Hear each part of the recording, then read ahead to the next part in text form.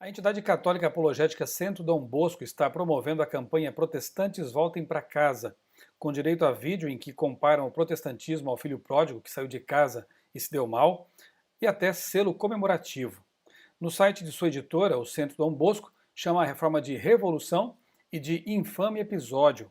Segundo explicam, a campanha vai durar 70 dias, serão publicados 3 livros e realizadas várias ações para, aspas, conscientização e conversão daqueles que estão no erro, fecha aspas.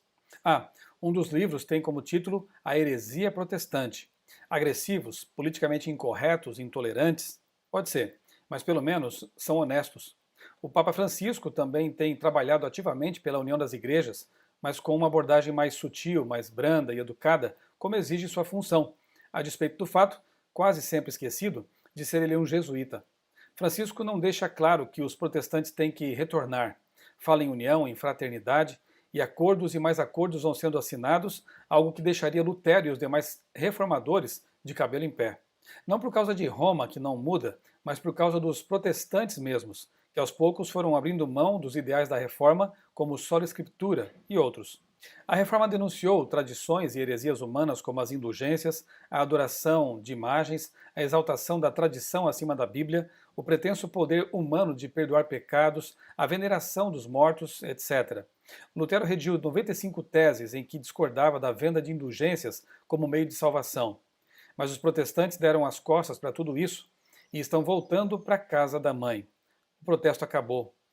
No capítulo 17 do livro de Apocalipse, há a descrição gráfica e simbólica de uma igreja corrompida por doutrinas humanas e dogmas pagãos.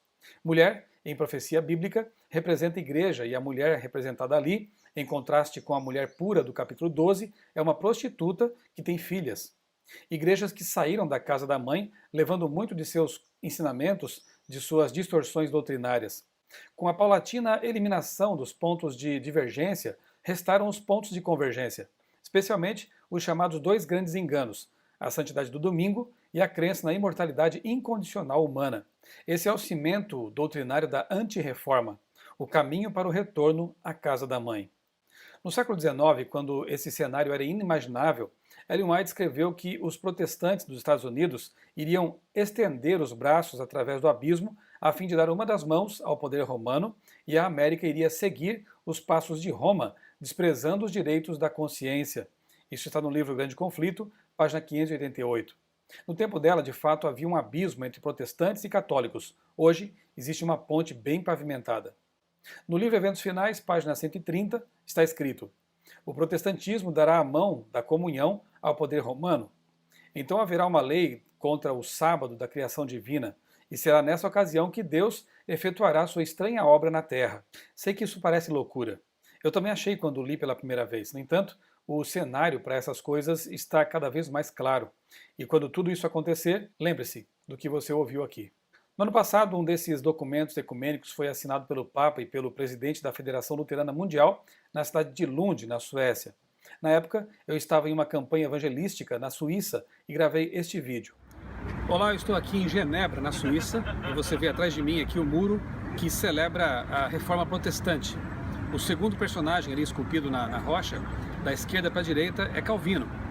E não poderia haver lugar mais significativo para falar sobre um evento que realmente é marcante na história das religiões. Semana passada o Papa Francisco esteve em Lund, na Suécia, e ali assinou um documento muito importante que faz avançar bastante aí toda essa história de 50 anos de tentativas de unificação dessas duas religiões no que se chama de ecumenismo. Eu tenho aqui nas minhas mãos esse documento e eu gostaria de partilhar com você, que está me acompanhando aí nesse vídeo, algumas declarações interessantes que estão escritas nesse documento. Por exemplo, 50 anos de constante e frutuoso diálogo ecumênico entre católicos e luteranos terminaram naquilo que nos une, ou seja, aquilo que nos une, disseram ali os líderes, o Papa e o presidente da Federação Luterana Mundial, reverendo Munib Yornan, disseram que aquilo que nos une é maior do que aquilo que nos separa. Outros trechos interessantes, né? Rezamos pela cura de nossas feridas.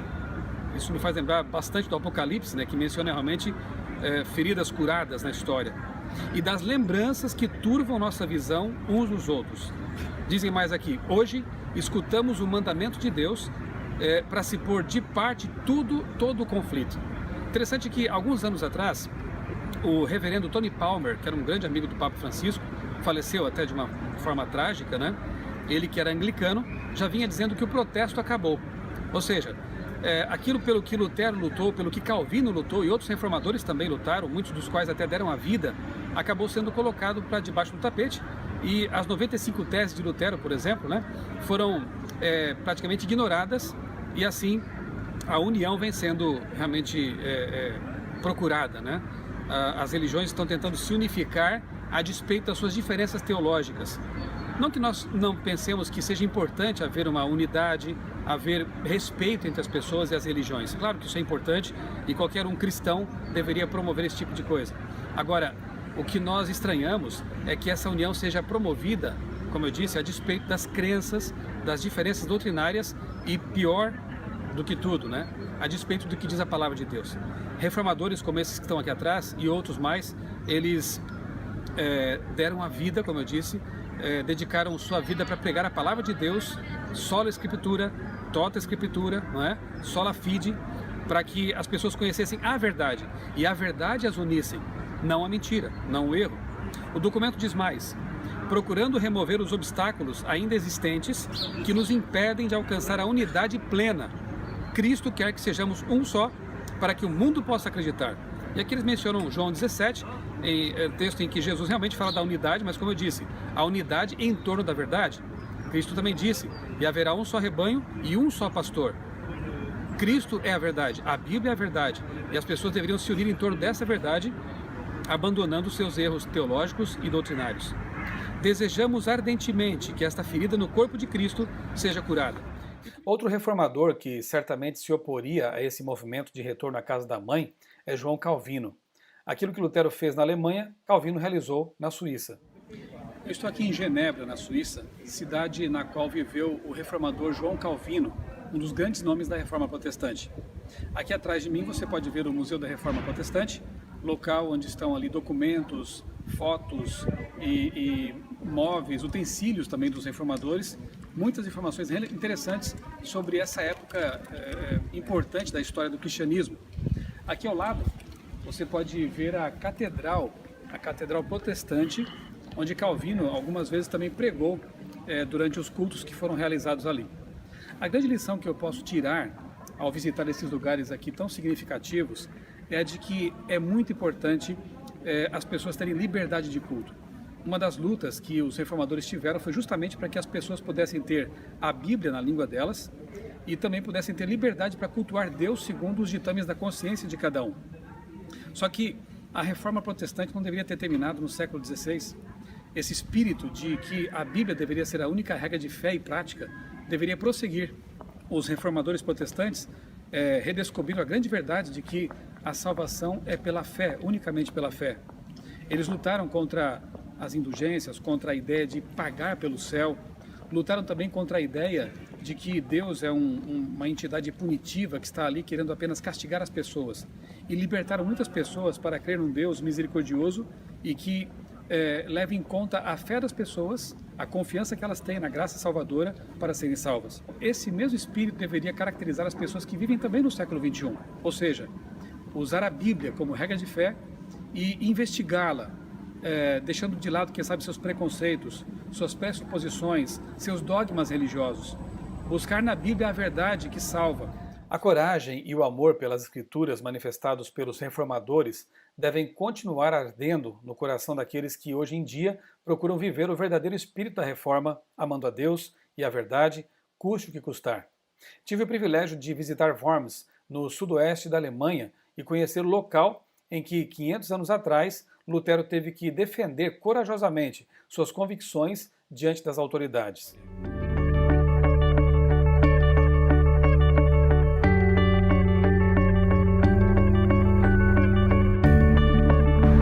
A cidade de Worms, aqui na Alemanha, foi palco de um evento muito importante para a teologia cristã, para a história da humanidade, enfim, um evento que marcou profundamente, especialmente a história da Alemanha. Estou falando de Martinho Lutero, e aqui atrás há um monumento onde ficava exatamente o local em que foi feito o julgamento de Lutero, a Dieta de Worms. Para cá, Lutero viajou, quando foi denunciado, né, pelo Papa, para que pudesse comparecer diante de Carlos V, o imperador, a fim de se retratar ou não, de se defender das acusações que lhe foram feitas. No livro Grande Conflito, a autora Ellen White faz uma descrição bastante interessante do que aconteceu neste local no século XVI. Ela diz assim: os que obstinadamente fechavam os olhos à luz e decidiram não se convencer da verdade, ficaram enraivecidos com o poder das palavras de Lutero. Quando acabou de falar, o porta-voz da Dieta, cheio de ira, disse: não respondeste à pergunta feita. Exige-se que dês resposta clara e precisa. Tu vais te retratar ou não? O reformador respondeu: visto que a vossa sereníssima majestade e vossas nobres altezas exigem de mim resposta clara, simples e precisa, eu vou dá-la, e é esta: não posso submeter a minha fé, quer ao Papa, quer aos concílios, porque é claro como o dia que eles têm frequentemente errado e entrado em contradição. Portanto, a menos que eu seja convencido pelo testemunho das Escrituras, da Bíblia Sagrada, ou pelo mais claro raciocínio, a menos que eu seja persuadido por meio das passagens que citei, e a menos que assim submetam a minha consciência à palavra de Deus, não posso retratar-me e não me retratarei, pois é perigoso a um cristão falar contra a sua consciência. Aqui permaneço, não posso fazer outra coisa. Deus queira ajudar-me. Amém. Certamente que as pessoas que observavam esse julgamento, essa dieta aqui em Worms, ficaram maravilhadas ou enraivecidas, claro, com essas palavras de fé e de coragem de Martinho Lutero. E podemos até imaginar que o próprio universo expectante estava com os olhos atentos para esse local enquanto essa questão tão importante era decidida. Realmente é um monumento que nos faz pensar na importância da fidelidade à palavra de Deus e o quão corajosos temos que ser quando o assunto envolve a consciência e a defesa das Escrituras Sagradas. Depois do capítulo 17 do Apocalipse descrever a igreja apostatada e suas filhas, Apocalipse 18:4 faz um convite solene: sai dela, povo meu, para que não sejas participantes dos seus pecados e para que não incorras nas suas pragas. Deus tem pessoas sinceras e fiéis em todas as igrejas e até mesmo fora delas. O que Ele quer é que essas pessoas recebam a verdade e, no espírito da reforma, levem a Bíblia a sério e provem por meio dela tudo o que ouvirem.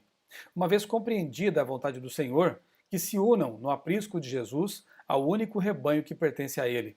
Em lugar de voltar para a casa da mãe, que voltem para os braços do Pai.